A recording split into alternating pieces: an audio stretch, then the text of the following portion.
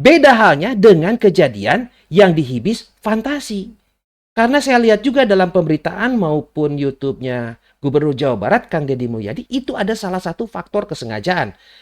Yang pertama adalah dari 2004 sudah ditegur berulang kali. Kemudian ketika dilakukan pembongkaran bangunan, ditemukan ada aliran sungai yang terhambat. Dijadikan sarana wisata. Itu artinya faktor kesengajaan. Dan ini ada hukuman pidananya. Ketika kekhawatirannya adalah mengenai bencana, baik itu longsor, banjir, ya analisis risikonya mana? Dan di setiap perizinan seharusnya kalau dianggap bahwa itu adalah berisiko tinggi, harus ada analisis risiko bencana. Kan selama ini tidak. Dari tahun 2007 sampai saat ini tidak, saya yakin sebagian besar tidak melakukan analisis risiko bencana dalam pengajuan perizinannya.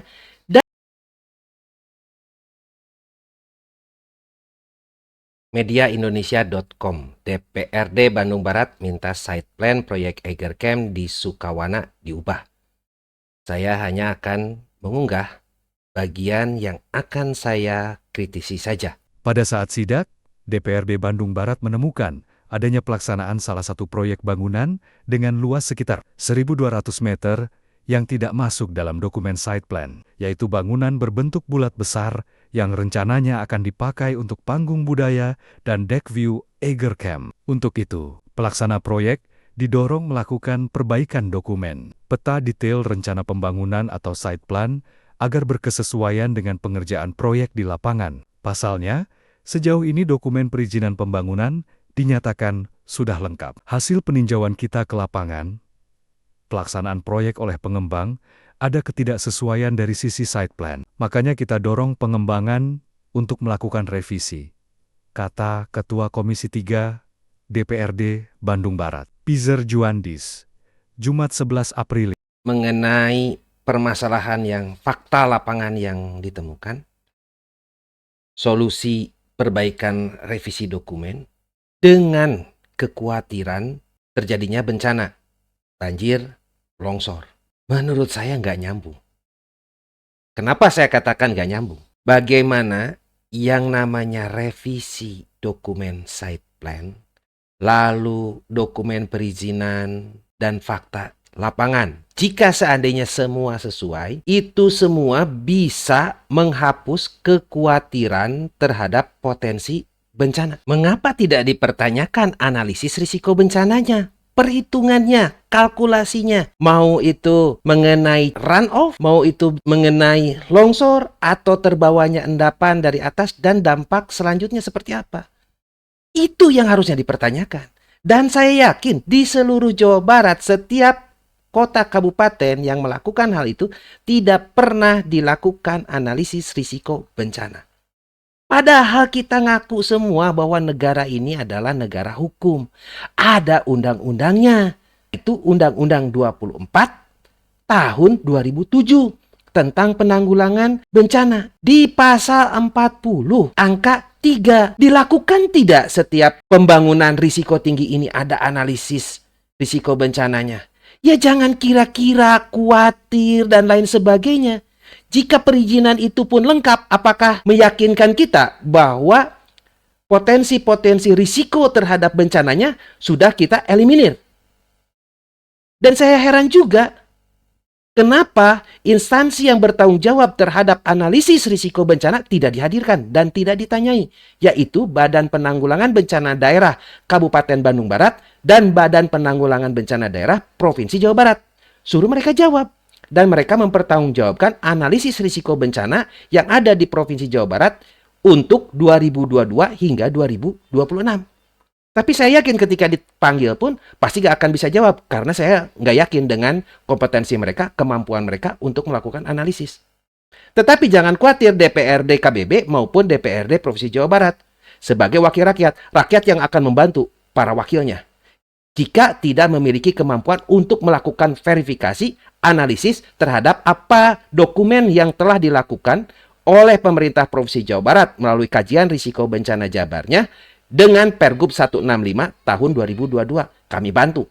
Ini adalah Undang-Undang 24 tahun 2007, pasal 40-nya. Undang-Undang Republik Indonesia nomor 24 tahun 2007 tentang penanggulangan bencana, Pasal 40, angka 3.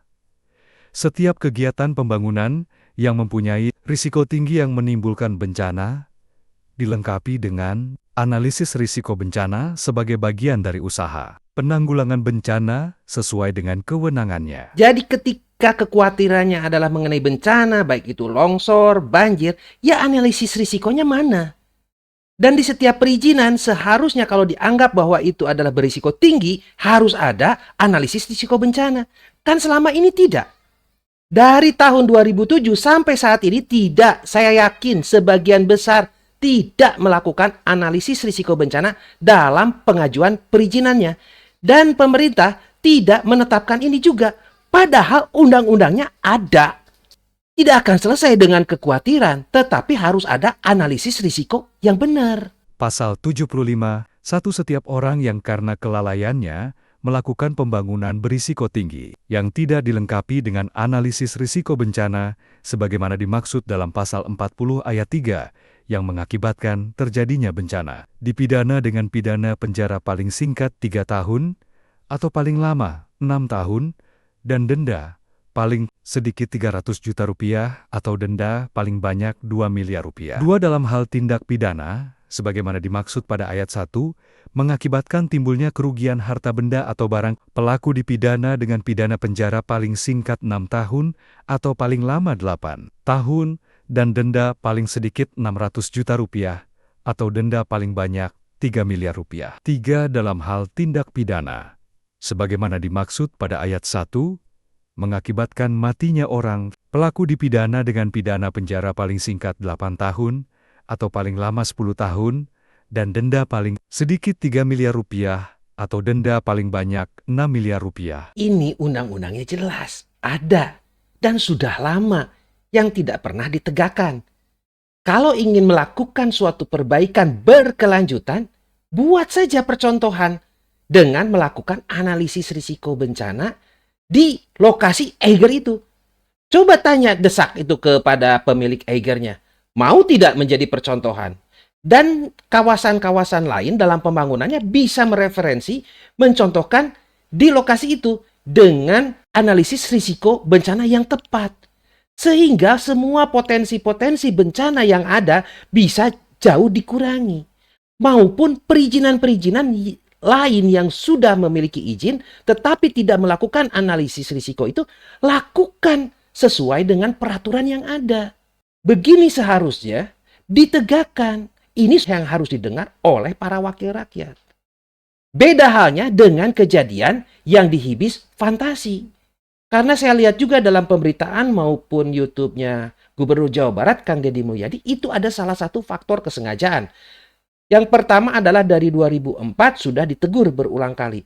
Kemudian ketika dilakukan pembongkaran bangunan, ditemukan ada aliran sungai yang terhambat. Dijadikan sarana wisata. Itu artinya faktor kesengajaan. Dan ini ada hukuman pidananya. Pasal 76.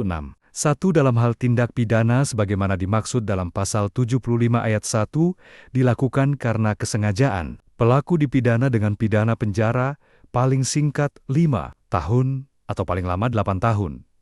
Dan denda paling sedikit 2 miliar rupiah atau denda paling banyak 4 miliar rupiah. 2 dalam hal tindak pidana sebagaimana dimaksud dalam pasal 75 ayat 2 dilakukan karena kesengajaan. Pelaku dipidana dengan pidana penjara paling singkat 8 tahun atau paling lama 12 tahun dan denda paling sedikit 3 miliar rupiah atau denda paling banyak 6 miliar rupiah. 3 dalam hal tindak pidana sebagaimana dimaksud dalam pasal 75 ayat 3 dilakukan karena kesengajaan. Pelaku dipidana dengan pidana penjara paling singkat 12 tahun atau paling lama 15 tahun dan denda paling sedikit 6 miliar rupiah atau denda paling banyak 12 miliar rupiah. Saya katakan ini karena ada DPRD Provinsi Jawa Barat dari Komisi 1 yang ikut hadir di lokasi Eiger Camp dan mengatakan sedang mengawasi juga BUMD-nya yang ada di Pemprov Jabar. Tentu kami juga dari Provinsi Jawa Barat DPRD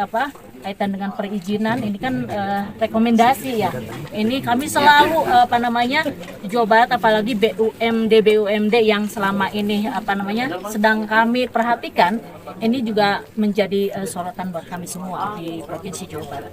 Tentu Bang Peter terima kasih hadir di sini. Saya pun bisa berkesempatan secara formal ikut di sini karena yang lalu ini nggak formal, hanya bisa melihat karena ukurannya berapa dan lain sebagainya. Tentu warningnya untuk para pengembang untuk mendisiplinkan diri. Jadi, tolong sebagai wakil rakyat, mewakili rakyat, berkoordinasi dan komunikasikan penegakan hukum ini dengan Gubernur Jawa Barat, Kang Deddy Mulyadi. Saya yakin Gubernur Jawa Barat, Kang Deddy Mulyadi akan sangat taat terhadap hukum.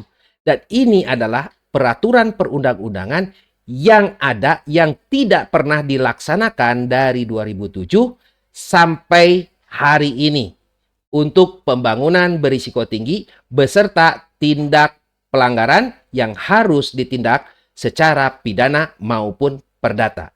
Lalu bagi instansi terkait yaitu BPBD Jabar, jika mereka tidak berkompeten, tidak mampu berkontribusi terhadap Provinsi Jawa Barat ini dengan kajian analisis risikonya, tidak produktif, tidak memiliki kompetensi, komunikasikan dengan Gubernur Jawa Barat untuk dicopot saja dari jabatannya jika mereka tidak mau mengundurkan diri. Itu suara rakyat.